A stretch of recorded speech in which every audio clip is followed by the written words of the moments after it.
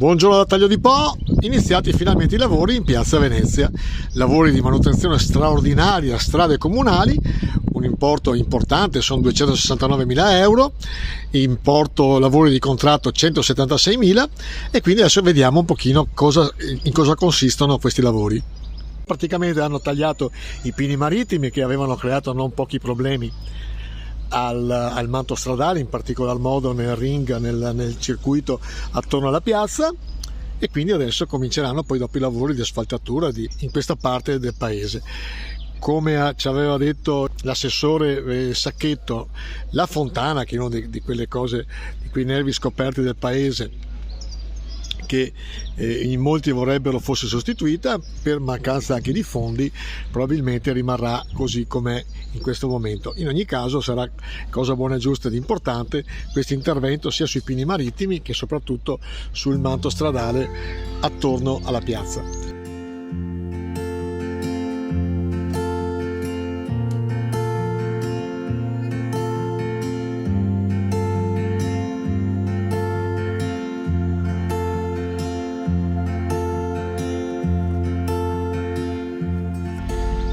Qua siamo all'interno del cantiere, il subappaltatore della ditta è la Geo Forniture di Canato Nicola di Adria,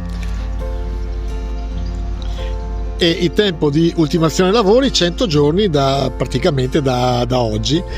Oggi è il 12 aprile 2023, quindi come ci ha assicurato anche sia l'assessore che il sindaco Laila Malangoni, i lavori termineranno sicuramente entro la fiera di luglio.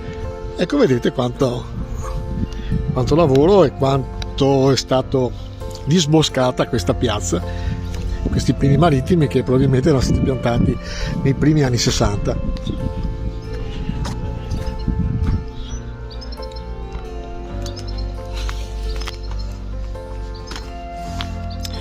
Qui siamo davanti alla fontana, che come ripetiamo è una di quelle cose che i cittadini tagliolesi, metà sicuramente vorrebbe fosse sostituita, un'altra metà per una questione anche di nostalgia. In qualche sito, in qualche post di Facebook aveva fatto notare che la fontana doveva rimanere così com'è.